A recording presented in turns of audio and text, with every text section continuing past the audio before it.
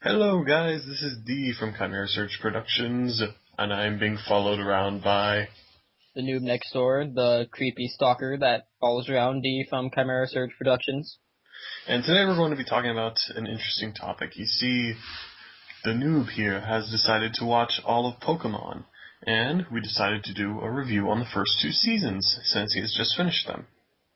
Well, I'm not necessarily done with the second one. I'm like 2 episodes away, but close enough, right? Well, you understand what happens at the League, yeah? Yeah. Well, then we're good enough. Well, the series starts out as you would expect it. A kid is late for getting his Pokemon. And let's be fair, we all saw this coming when we heard that there was a Pokemon TV show. But we didn't expect that the main character wouldn't be red. I mean, isn't that like the first rule, that if the character is the main character in the game, then you make them the main character in the TV series? Yeah, pretty much. But anyway, I digress. So he comes in and he finds that all the starter Pokemon are gone. Because he was That's a late. downer. Like, if I started playing a Pokemon game and it flat out says, "Oh yeah, we don't have any of the starters," I'd freak out. Imagine if they made a Pokemon game that was just like, oh, you were late, you don't get a Pokemon, and that was the entire game. Well, Like, then it'd be like a Pokemon research game. I I think paid they already 40. did that with Pokesnap. Really? Yeah, Oh, I've never played it. it's essentially just a game about taking pictures of Pokemon. Was it any good? Some people think so. I I'm not going to be biased here. I'm just saying that it's kind of weird that people would make a game about taking pictures of Pokemon. like Pokemon Channel. It's like stalking Pokemon. But yeah. From there on, we meet Gary, the adaptation of Green for the series, not Blue. He's green. Get over it. In the English version of Origins, they released the first episode, which I watched, and they, even though he's wearing green, they called him blue in the English version. Further solidifying the stupidity of Americans. But anyway, we meet Gary, and it's a good thing they call him Gary, because if they called him Blue, I'm pretty sure that I would have just stopped watching right there. But anyway, Gary is the grandson of Professor Oak, which, just like Green.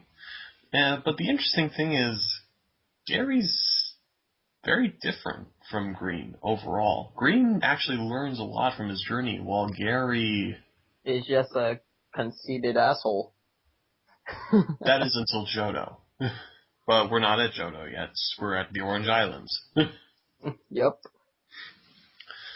But anyway, you would expect how this goes down. Ash goes to the first gym, he loses the first time, and then he comes back with more power. Which I still don't understand, because even though Pikachu was supercharged, it still should have not hurt that Onix, but... Cody, to be fair, have you watched the first episode of Origins? Yeah. Then you know what happens with Brock. Yeah, explain that. Yeah, I don't understand the show. Like they make rock type seem too weak to everything. And it kind of, it's That is disappointing until we get to Giovanni. with Golem. Am I correct? Yeah, Golem. Okay. And of course Rhydon. Yeah. But anyway, as you would expect, he wins the first gym, but an interesting thing happens. Brock joins him on the journey. This is really weird to me, because the Pokemon gym leaders aren't meant to leave their gyms. But they just keep leaving, man. All of them. Constantly. There's 3 gym leaders in that show that left their gym up to somebody else. I think you're miscalculating. There's more than 3, man. Which other ones are there? There's Misty. Well, I don't really know if Misty was the official, leader in the show, She but is in the game. she is in the game, yeah. But there's Misty, Brock, and Giovanni. Who else was there that left their gym up to somebody else? For a time, I think Sabrina did as well. Which one is Sabrina again? Ghost. Uh, Well, Well, psychic, I should be saying. yes, she was the one with the Alakazam, right? Yeah. And then Ash went and got the Haunter, which I really like that episode with Yeah, Haunter. it's actually good insight as to what ghost Pokemon really are, as opposed to, actual ghosts. You think they're all creepy and they're just messing around, some jokesters. Yeah, they're essentially, if Naruto died, this is what he would become. Yeah, ghost type is probably my favorite type. uh, I'm not going to disagree there. Ghost is a really good type. But anyway, okay, so Ash defeats Brock, he defeats Misty, they join him on this journey. And I assume that the creators thought, well, he can't have every gym leader join him, so the fourth gym. And so yeah, the fourth and the third gyms come up. And I guess it basically follows the same cycle. Yeah. Is that about accurate? Yeah. I find that interesting, though. Ash loses in almost every gym the first time around. Then he comes back and destroys them. Yeah, but this is a very big contrast between Ash and basically everybody else in the Pokemon series. Mm-hmm. Almost everybody else in the Pokemon series goes to the gyms, they beat them after the first time. Why is this strange? I don't really find it that strange. Ash isn't really a good trainer when you get down to it. He's always talking about how he's like really good, but honestly, he sucks. I mean, look how long it took him to get his Charizard in check. More than that, he never even evolved his Squirtle or his Bulbasaur or any of his Pokemon, really. And I know there's some kind of connection there, but it loses all of its meaning when he actually lets a Pokemon evolve. Bulbasaur not evolving wasn't really Ash's fault because Bulbasaur chose not to evolve. As I said, there's a difference. Bulbasaur is an exception to the rule because, it's Bulbasaur. But still, then there's Squirtle. Yeah, I think Squirtle should have evolved so many times. They had perfect opportunities to like have a good part. Like even in the Fire Gym, how amazing would that have been if he sent out Squirtle against Magmar and then Wartortle? Yeah, When he saw the giant Blastoise. yeah, anything like that. Like another the War Turtle like firefighter squad episode. Like I was expecting when I saw it, like Common Squirtle's gonna. glasses. I'm just saying, common glasses. Oh yeah, I love those glasses. But like when I saw that episode, I thought Squirtle was gonna evolve into a War Turtle, but he never did. And imagine how cool he would have been in those glasses if he had. Right? Yeah, Squirtle is like the funniest Pokemon in the show in the first season. Badass. But then we got Charizard, and you know what? I like Charizard more than Ash. Here's my reasoning. Charizard just really doesn't care. He actually does want to fight at certain intervals, and people respect him because of it. Ash just kind of sits by. He doesn't really train his Pokemon until he's been defeated. Yeah, he doesn't make it an effort until he's like, oh well, I guess I need to do this. And then, on that note, we should go to Gary, because he's a great contrast to Ash. Throughout the first season, we see that Gary is always ahead of Ash. He has more badges, he has more Pokemon, and all of them are stronger than his. He has more badges than even physically possible. Actually, that's not true. If you think about it in the canon of the show and in the games, he probably defeated the Fighting Dojo back when it was still the Fighting Gym. Oh yeah, that could make sense, yeah. And Plus, if you look closely, some of them are Johto badges. they were? Yeah. I never knew that. But it makes sense because they're all part of the same Elite Four sort of thing, the Indigo Plateau, right? Yeah, the Indigo Plateau. And Yeah, that's alright. just a cool name, the Indigo Plateau. Yeah. But yeah, what do you think was the best episode of the first season? First season, which episode? There was quite a, if, does the movie count? I'm sorry, no, because the movie was just too good. um, I liked the episode where Charizard battled Magmar. I thought that was a really cool episode. Oh yeah, the heated battle. Yeah, that one episode you're always talking about, The battle Battle for the Badge, badge. or whatever it was. I didn't think that episode was as good as you said it was. Uh, it's more like, I like that episode Battle for the Badge for several reasons. The first one being, it's the first time that we actually see Gary in battle. And the first time you see Mewtwo. Yeah, that's another reason. But the second reason is that it's also the first time that they actually address how much pain Pokemon feel during the battles. And it's the first time you see Giovanni. It's the first time they do a lot of stuff in that episode, I guess. But I think the main reason that so many people like this episode, as well as myself, is mainly because of the fact that it shows how much Ash has grown throughout his journey. Yeah. One thing that I really was disappointed about in that episode is that Ash didn't battle Giovanni. I know, wouldn't that have been amazing? That's what I was looking forward to. Ash versus Giovanni. I was so pumped up for it, and then he's just battling Team Rocket again. You know the worst part is? Ash doesn't battle Giovanni until the newest season. The Black and White season? X and Y. Really? Yeah. How do you know he's gonna battle him in X and Y? Huh? How do you know he's gonna battle Giovanni in X and Y? Well, it's more like the transition, because he fought Giovanni in a movie. In other words, not canon. Alright.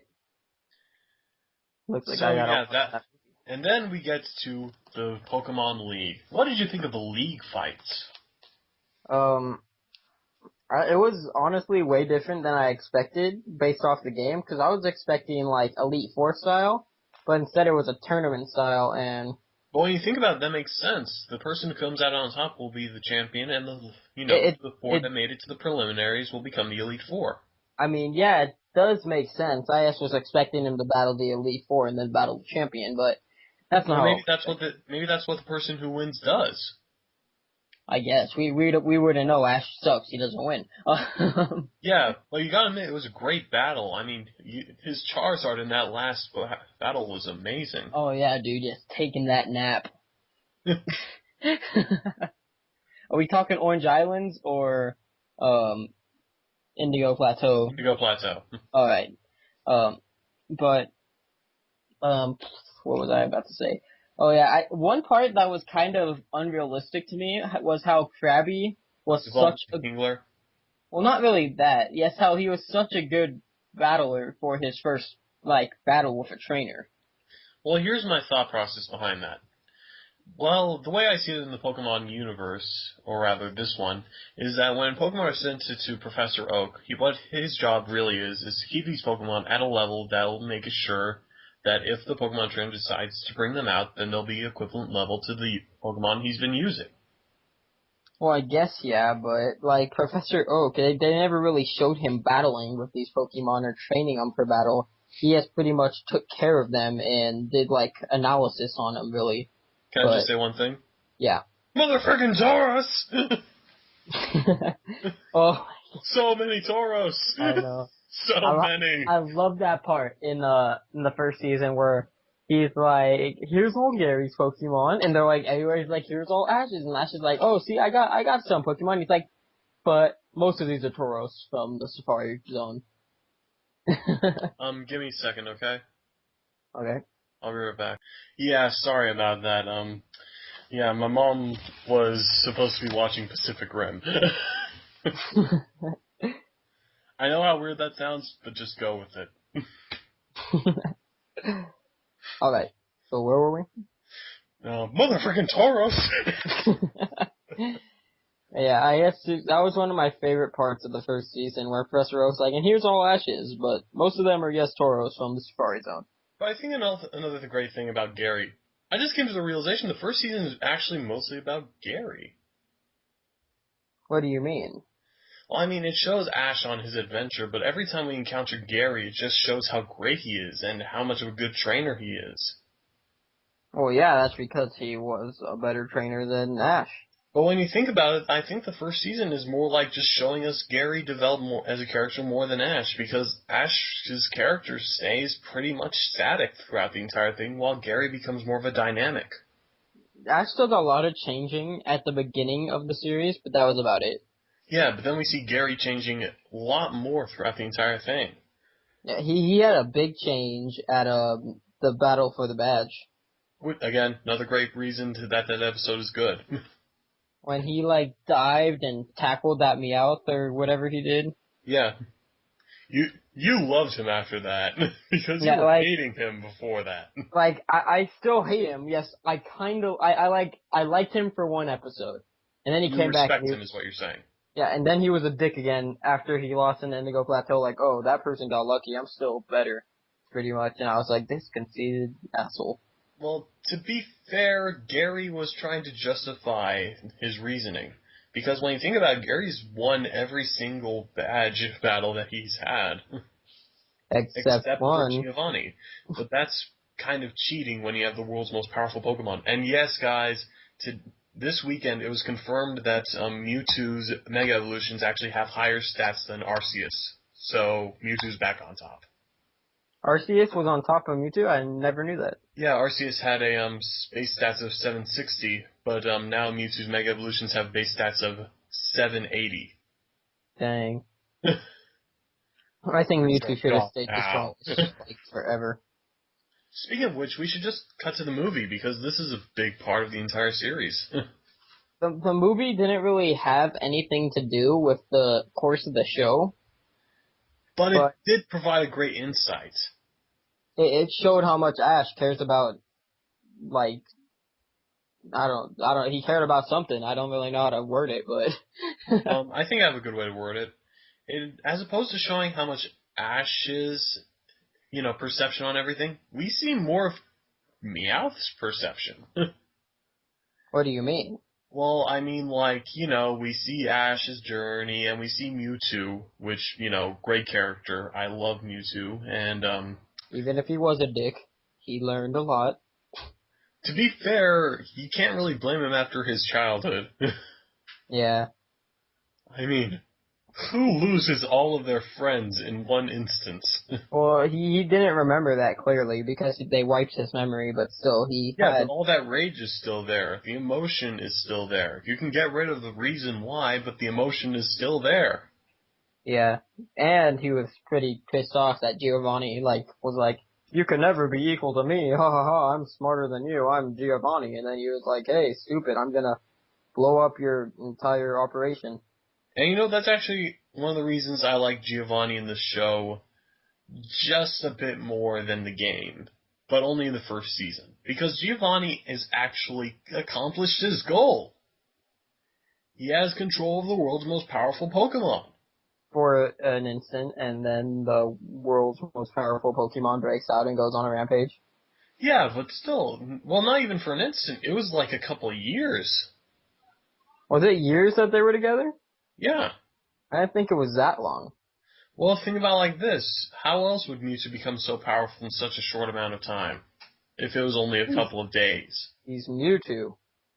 But you gotta remember, Mewtwo was the equivalent of an infant when Giovanni found him. What do you mean? Like, he was still super Mentally. powerful, he just didn't know how to handle it. Exactly. Mentally, he was still an infant. When Giovanni came, he actually had Mewtwo mature mentally. Yeah, I guess, yeah. And that does take years. I don't care who you are.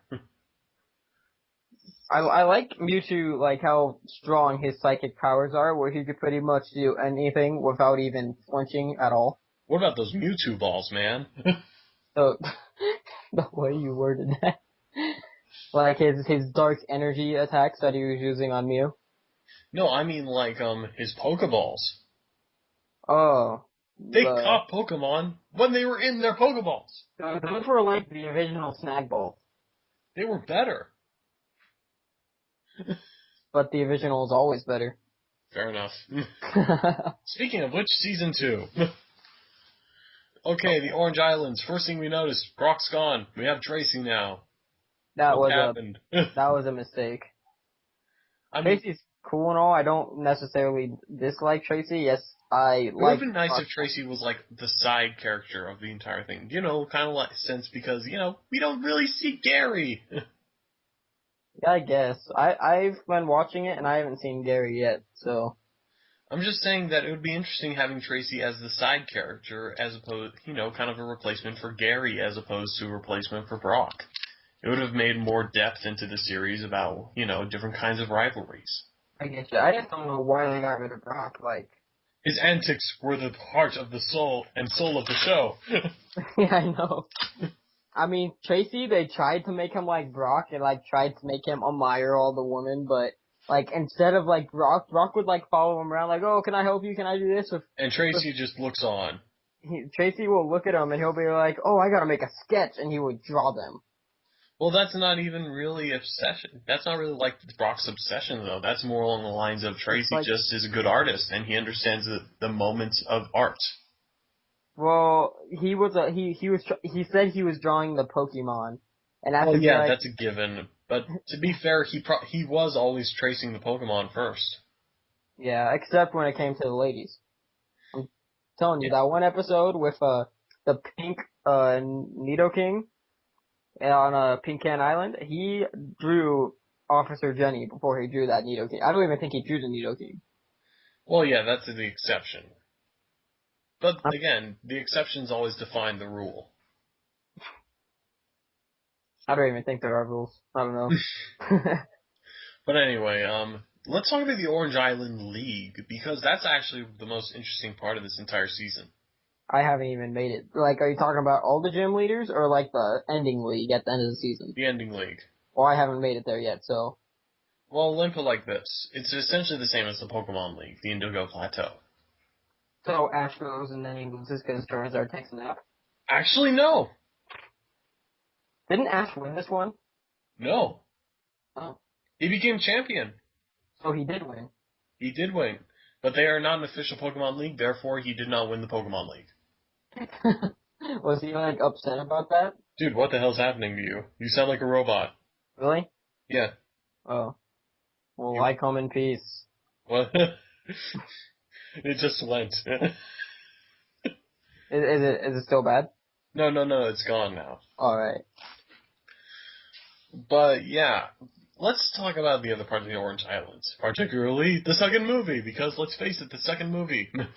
It was pretty good. I liked the first movie better, but the second movie was good. It was strong. Yeah. Okay, what did you think of the villain? Because there are mixed feelings about him all across the community. He was different. It's not that I didn't like him, and it's not that I liked him. He was new.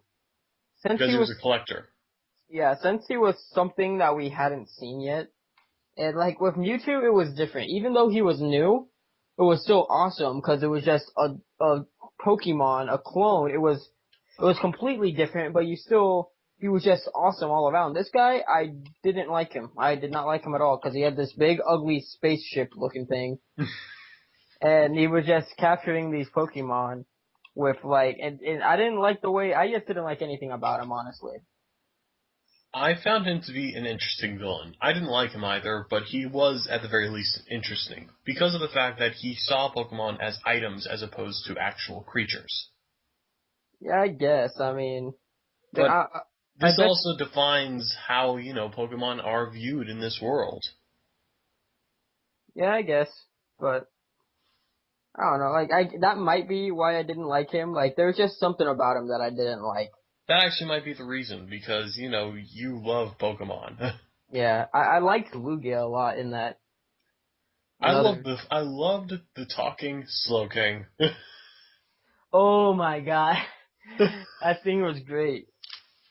I think he may be the most interesting character in this movie. I love the part where he's like, "I could use some pants." You remember that part? Yes, I do, but actually it's different in the Japanese dub, I believe. What does it say? I'm not sure. It was probably something, foreboding, like the storm is coming. Well, I think he says that too, at a different part. But at one point, he was just like, "I could use some pants." Which should make it funnier. Yeah, it was. That was probably my favorite part of that movie. Yes. Slow King is standing there saying he needed some pants, but When you realized that the instrument was an ocarina, what did you think? um, I don't know. I didn't really think anything of it. I just kind of was like, oh, okay. I swear to God, the first time I watched this, since some of my friends are Legend of Zelda fans, I swear to God, I thought that when she was playing the ocarina, oh, she's playing the Song of Time. I was listening for that. I was listening if it was sounded familiar at all, but it didn't. No. Actually, the interesting thing is that for the second movie, the soundtracks are completely different, just like in the first movie. The What do you first, mean? I mean that the song for Lugia for the English version is completely different for the Japanese version. I'll send you a link. Uh, You remember the Jap version, yeah? the Oh, Jap actually, version. no, you haven't heard it, so I'll send that one. Yeah, I don't usually watch shows in Japanese, Yeah, even with that's fair enough. subtitles. I don't I mean, really. After all, the Japanese dubs are kind of. I'm going to say unforgiving because if you really don't pay attention, you miss a lot. I know that's why because when I watch TV and shows and stuff, I'll usually multitask and I'll keep track with what's going on, but I do a lot of like I guess I do a lot more hearing than watching a lot of the time. You know what's hilarious? Huh? In YouTube, I typed in Pokemon LU. You know the first thing that it put up was What? Pokemon Lucario and the Mystery Mew. Oh yeah. I would think that it would be something like that. I wonder if that movie any good? Which one? Lucario and the The Mystery Mew. Yeah. Yeah, it is actually really good. It was one of the few Pokemon movies that actually made me cry. Really? Yeah. Oh, well, I guess I'll have to put that somewhere on my list. Then again, I am trying to watch every Pokemon episode ever made, no matter how bad they are. Some at one point. So yeah, there's the song from the original Japanese version. Alright, I'll It's a have bit to. longer, as you probably have noticed. I'll probably have to check it out later because, Yeah, you know. Walking Dead's on in a few minutes. But yeah, it sounds better. actually, it's more like it builds up more than the original. Yeah. Actually, I like that one better though. Than the English one. Yeah. They actually even had a different soundtrack for the when all the Pokemon were fighting each other in the first movie, instead of playing Brother My Brother. Like they played something else instead of something like that in the first movie on the Japanese version. Yeah. Because I honestly did not find Brother My Brother suiting for that at all. Yeah, it was weird. When I watched that, it Like was like, they're it not made sense. brothers, they're clones. I guess it made sense, like in a way, like what are we fighting for? Well, Or then what? you could have put war on, and it would have had the same reaction. Yeah, I guess, but like it made sense, but it was like it was too calm and peaceful for the nature of that battle. Yeah, it didn't feel like, for example, if you listen closely, you can hear the original song on in the background. You can? Yeah, especially when you see Pikachu basically punching Ash's Pikachu. Well, that's bad editing then, I guess, huh? Let's face it, all of Pokemon episodes have terrible editing. I guess because it's animation, but and they were old. No, it was bad. For example, every time they have a rice roll out, it's a jelly donut. What do you mean? They call it a jelly They donut? call it a jelly donut, and it's obviously a rice roll. Well, yeah, I know that, but I like. Oh, that reminds me. I like that one episode where with Mankey, I think it was, and they were telling Brock like, give him another donut, which is what they called it, like, and maybe he'll come down. And he was like, go Pokeball. I mean, go donut. It I was like. the sad thing is the thing that they're called in Japanese actually has the same syllables as Pokeball. What, those donut So it things? sounded much funnier. Those donut things? Yeah, So he called it like go Pokeball, and then he said go whatever it's actually called. yeah. Oh, I guess. So, yeah. What can we conclude about the first and second seasons? They were the best seasons. Well, that's the obvious. I mean more along the lines of, what did you think of them? Because, obviously, I love them. I'm a Pokemon fanatic. Me I mean, too. I Like hate the second season. But, the second season, you hate yeah. the Orange Islands. Then you hate. Yeah. I've actually enjoyed the Orange Islands just as much as I've enjoyed the Kanto region, the first one. Well, your opinion's about to change, because as soon as you start Johto, you'll start seeing why. Well, Johto is not the second season. Well, it's the third season. Yeah, but That's why I'm saying your tone is going to change when the third season about rolls around. so wait, the third season's gonna change my opinion on the second season? Yeah, because the third season's really good. Oh, all right. Well, I guess I'll get there when I get there. Okay, guys, this has been D from Chimera Search Productions and the Noob Next Door talking about Pokemon.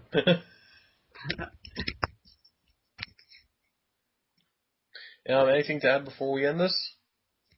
No, I think we've wrapped it all up. I think we can comment on one last thing. What? How cool would it be if Ash's Pikachu was a Raichu? It would be cool. I honestly don't think it would be as because Pikachu's cute. I don't think it would be as cute if it was Raichu. Yeah, Raichu would be a badass. Well, I think we're gonna have to agree to disagree on this one. Okay, agreed. Alright, so I think we pretty much wrapped everything up, huh? Yep. Okay, guys, this has been the Chimera Report with the Noob Next Door and Chimera Search Productions D. Thank you very much. Good night. Later.